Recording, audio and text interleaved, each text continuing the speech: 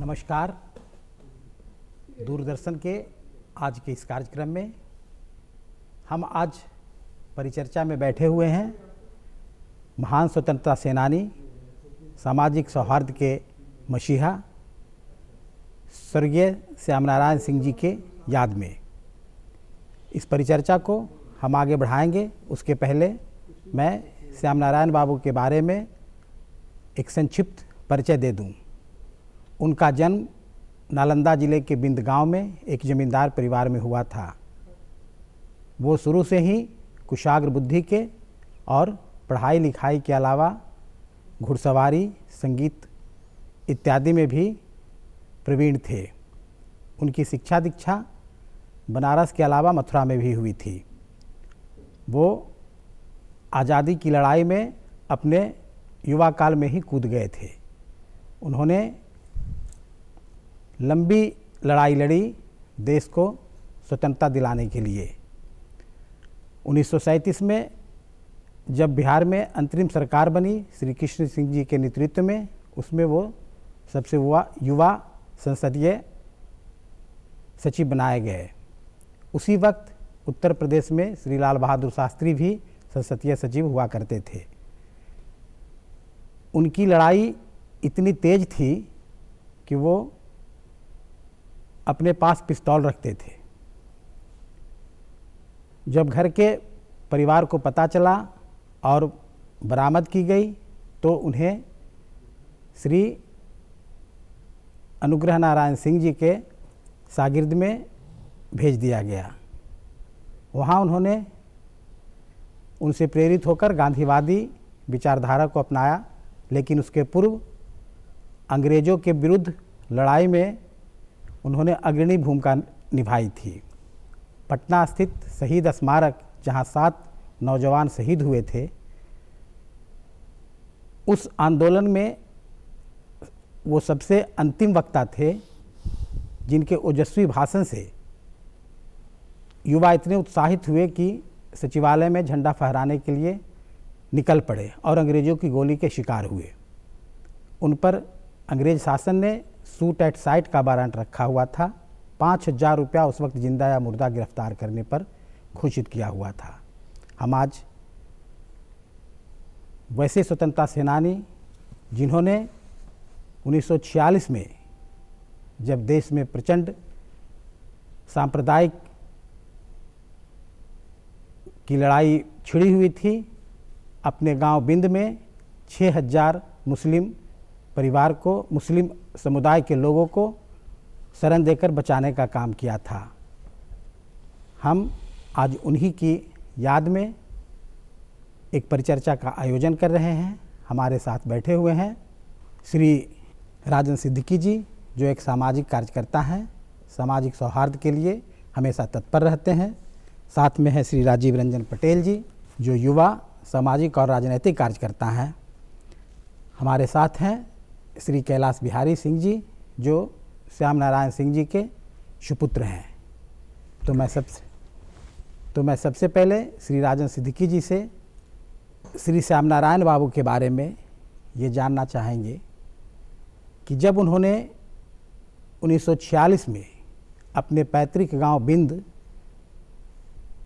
में 6000 मुस्लिम लोगों को बचाने का काम किया, आज बहुत कम लोग इसको नोटिस ले रहे हैं, जबकि 2-3 लोगों को भी बचाकर आज सांप्रदायिक सौहार्द के बहुत बड़े पुरोधा गिने जाने लगे हैं। वैसी स्थिति में श्यामनारायण सिंह जी की क्या भूमिका आप मानते हैं? बिंद गांव में जन्मे श्री श्यामनारायण सिंह के बारे में पिछले साल एक कार्यक्रम में जाने का मौका मिला जी।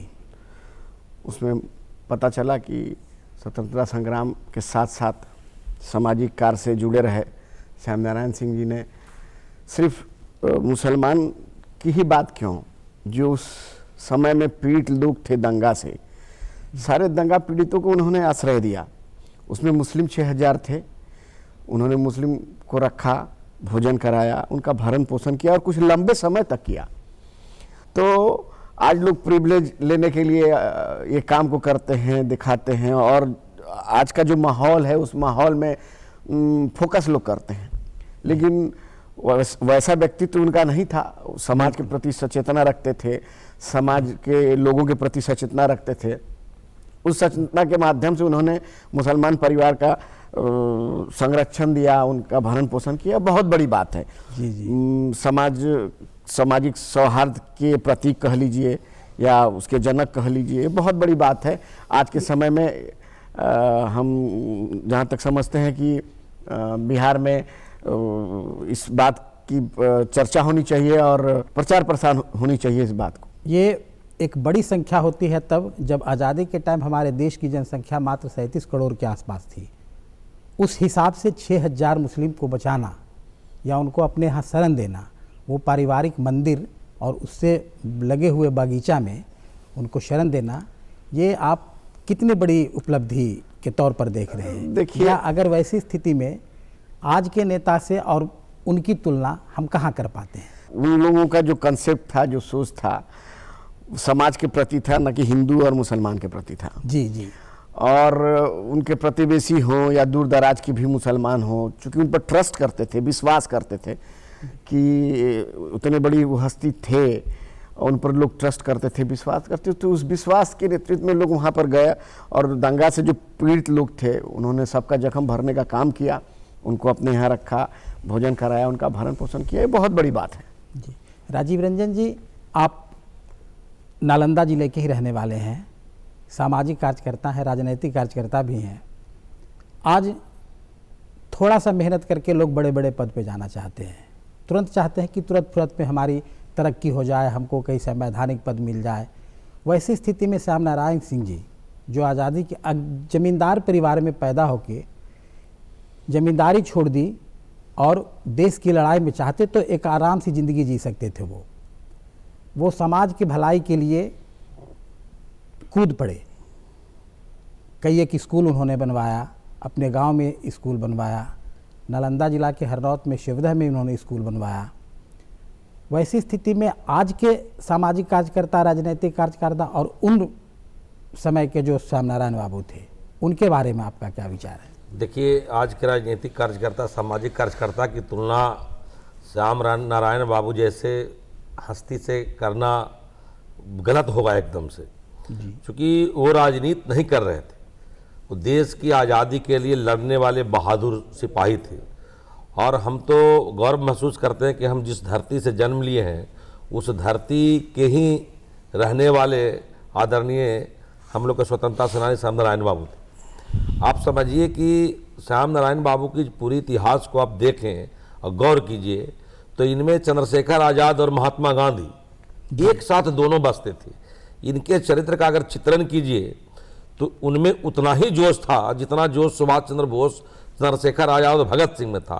तो दूसरी तरफ देखिए, इतने सहिष्णु थे, इतने दयावान थे कि आज जब धार्मिक कट्टरता देखते हैं हम लोग आज के माहौल में, और एक उस समय की कल्पना कीजिए कि कोई मुस्लिम परिवार पीड़ित गुजर रहा है और अपनी पूरी संपत्ति ये सोचे बगैर कि हमारे परिवार का क्या होगा, हमारे बच्चों का भविष्य क्या होगा, इसकी चिंता किए बगैर उन 6000 परिवारों की चिंता में अपनी संपत्ति को लगा देना, ऐसी हस्ती भारत के इतिहास में, मेरे समझ में, मैंने भी पढ़ा इतिहास को, आज़ाद भारत में हमारे नज़र में तो कोई व्यक्ति नहीं है। कि हमारा दुर्भाग्य है कि हम लोग का जो शैक्षणिक स्तर है, जो खोज का स्तर है, इस खोज के स्तर में कहीं न कहीं ऐसी महान हस्ती को छोड़ दिया गया है।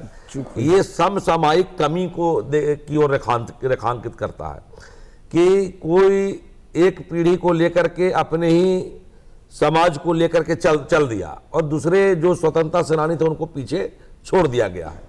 लेकिन ठीक है, कालखंड किसी का काम छिपता नहीं है जी। और तो ऐसे बहादुर सिपाही थे, इनको छिपाने की हैसियत भारत के समाज में नहीं है। और आज हम लोग बहुत गौरवान्वित हैं। मैं इस मंच के माध्यम से भी मांग कर रहा हूँ, आदरणीय मुख्यमंत्री बिहार से भी मिलकर मांग करूँगा और देश के शिक्षा मंत्री और बिहार के शिक्षा मंत्री से मिलकर हम मांग करेंगे कि इनकी जो जीवनी है आज के दौर में सबसे मौजू है।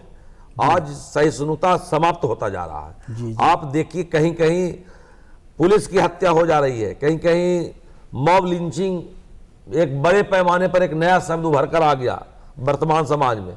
मतलब हम कहीं ना कहीं सामाजिक कट्टरता और धार्मिक कट्टरता की ओर बढ़ रहे हैं जी। और क्यों बढ़ रहे हैं? इसलिए बढ़ रहे हैं कि हमारे इतिहास में जो परंपरा के सिपाही थे उनको पढ़ने का काम हमारे बच्चों ने नहीं किया।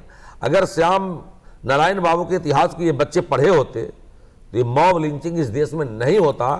तो आज के दौर में श्याम नारायण बाबू कितने प्रासंगिक हैं, इसको आगे करने की सख्त आवश्यकता है। कहीं न कहीं हमें ढूंढ निकालना होगा वैसे शख्सियत को जो इतिहास के पन्ने में गुम हो रहे हैं या उन्हें हम भुलाते जा रहे हैं। एकदम सही सही। हम यहाँ पे हैं श्री कैलाश विहारी जी, उनके सुपुत्र हैं।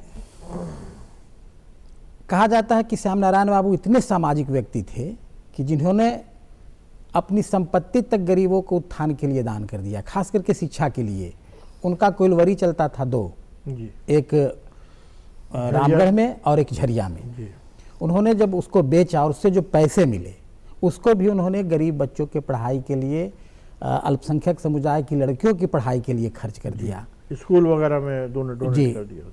वो बाद के दिनों में बड़ा मुफलिसी का जिंदगी जिए। जी हाँ।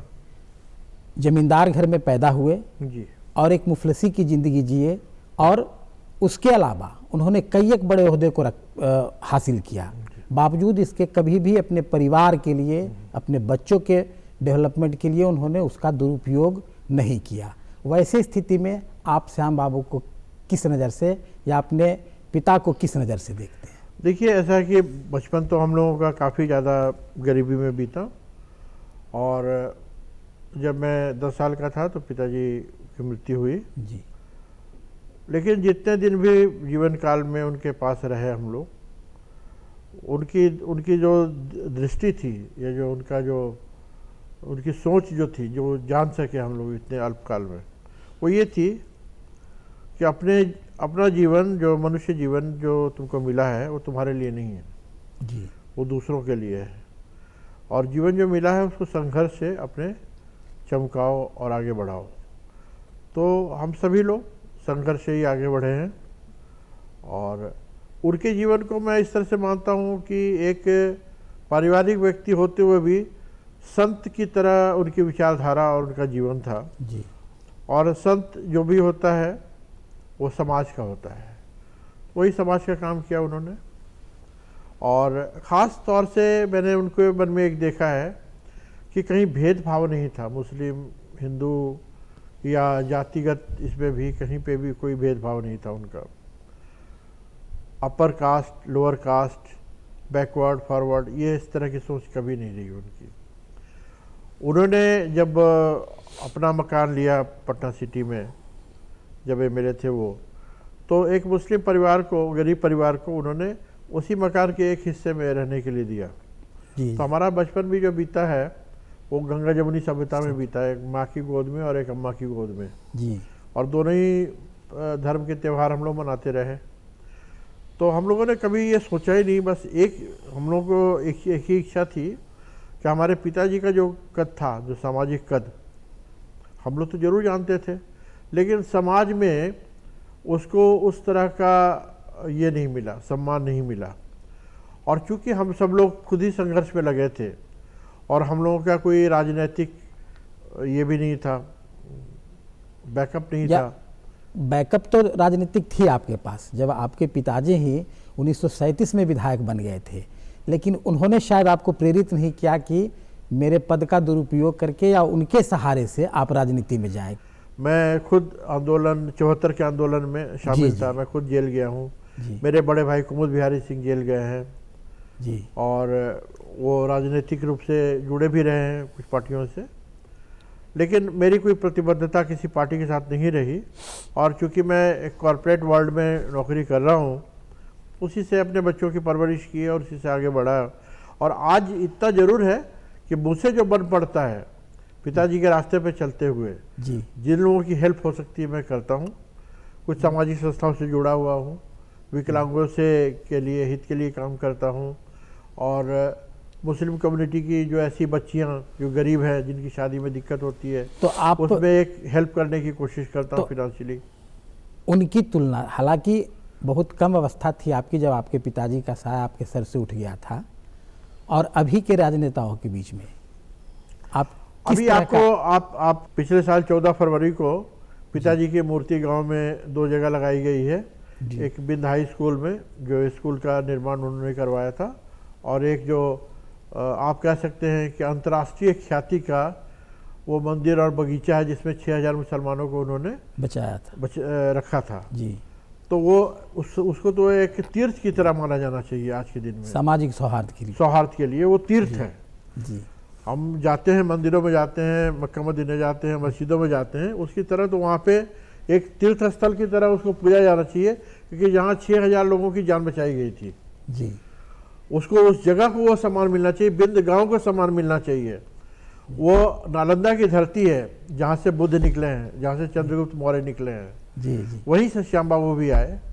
लेकिन ये आगे आने वाला समय बताएगा कि जो सामान्य लोग हैं या जनजीवन के में जो लोग हैं, श्याम बाबू के कृतित्व को किस तरीके से आगे बढ़ाते हैं और किस तरह से उसका फ़ायदा लेते हैं या कि उससे प्रभावित होते हैं।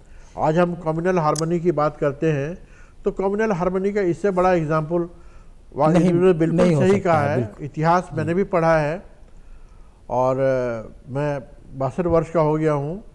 काफ़ी मैं पूरे हिंदुस्तान में मैंने घूम घूम के काम किया है अपनी कंपनी के लिए, लेकिन कहीं पे भी ऐसा कोई व्यक्ति तो नज़र नहीं आता दूर दूर तक जिन्होंने इतना बड़ा काम किया हो। राजत जी,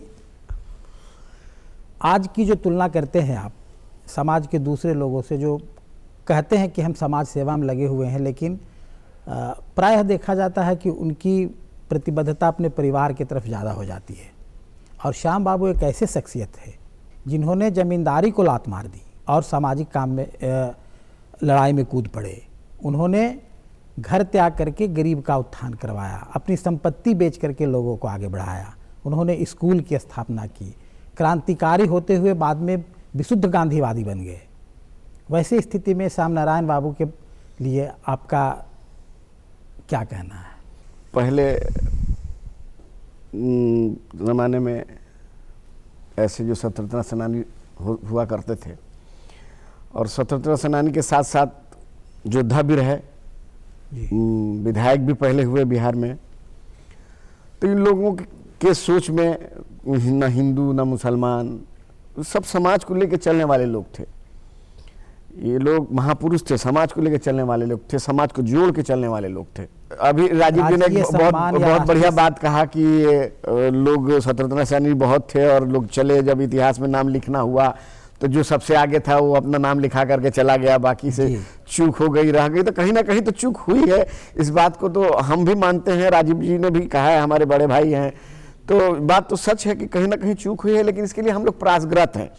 राजीव जी को हमसे जहां भी जरूरत पड़ेगा हम इनके साथ ही इस मामले में। ऐसे महापुरुष के लिए कहीं ना कहीं कुछ ना कुछ करने की जरूरत है, इतिहास के पन्नों पर सुनहरे अक्षरों में लिखने की भी जरूरत है। इस तरह के जो महापुरुष हुआ करते हैं शायद लंबे अरसों बाद हमारे धरती पर जन्म लेते हैं, जहां चंद्रशेखर आज़ाद की गर्मी भी हो और महात्मा गांधी की शीतलता भी हो। वैसी स्थिति में जिन्होंने कभी भी सिद्धांत से समझौता नहीं किया, जब इन्हें बड़े बड़े पद का लोभ भी दिया गया, तो भी इन्होंने अपने राजनैतिक गुरु अनुग्रह नारायण सिंह जी का कभी साथ नहीं छोड़ा।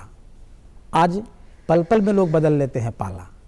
वैसे स्थिति में श्याम नारायण बाबू को आप कहाँ देखते हैं? देखिए, प्रतिबद्धता तो आज़ादी के समय के लोगों में ही मिलती है, और जिस कड़ी के एक नायक श्याम नारायण सिंह जी भी थे, वो प्रतिबद्धता आज की राजनीति में संभव नहीं है।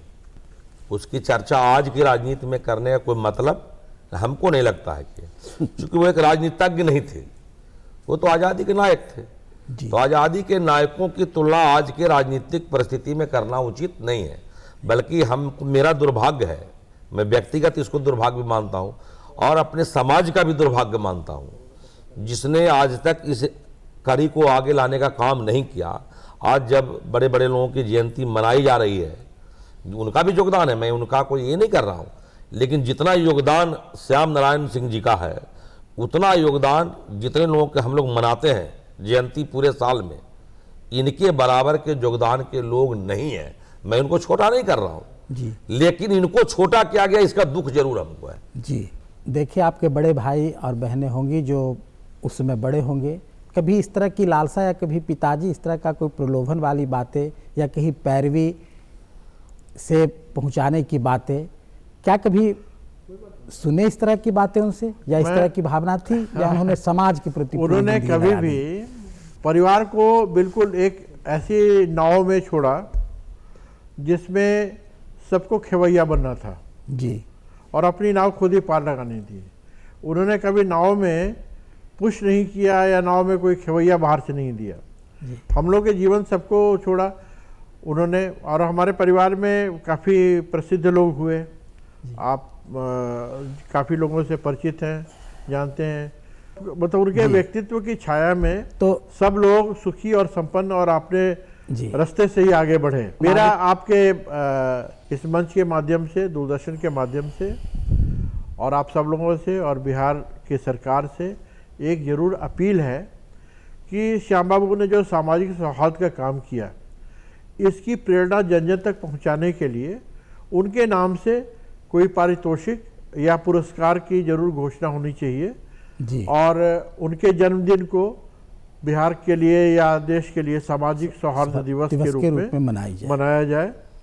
और कालखंड में वहाँ पे नालंदा में स्टेडियम वगैरह बन रहा है उसका नामकरण, या यहाँ पे जो 7 शहीद स्मारक है, जो उनके ओजस्वी भाषण, जैसा कि आप लोग सब ऐतिहासिक तथ्य है जानते हैं, बना है, तो वहाँ पे कोई ऐसी स्मृति चिन्ह होना चाहिए कि जिससे वो सहनमस हो कि हाँ भाई उनका जो योगदान है इस घटनाक्रम में था, या अंग्रेजों ने जो भी आतताई बन करके जो गोलियां चलाई, कहीं ना कहीं उनके भाषण से डर करके ही किया। ज़रूरत है कि आज इस तरह के गुमनामी में जो सेनानी चले गए हैं उनको फिर से वापस लाने की और उनके कृतित्वों का, उनके विचारों को जनता के बीच में ले जाने की, ताकि जिस तरह से उन्होंने परिवार को हर एक सदस्य के लिए पतवार दे करके भेजा कि जाओ अपना नाव खुद पार लगाओ, कहीं किसी सहारे की ज़रूरत नहीं है, अगर काम करना है तो समाज के लिए करना है।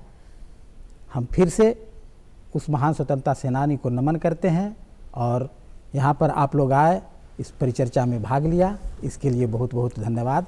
और हम फिर मिलेंगे किसी दूसरे दिन दूसरी परिचर्चा में। धन्यवाद, नमस्कार।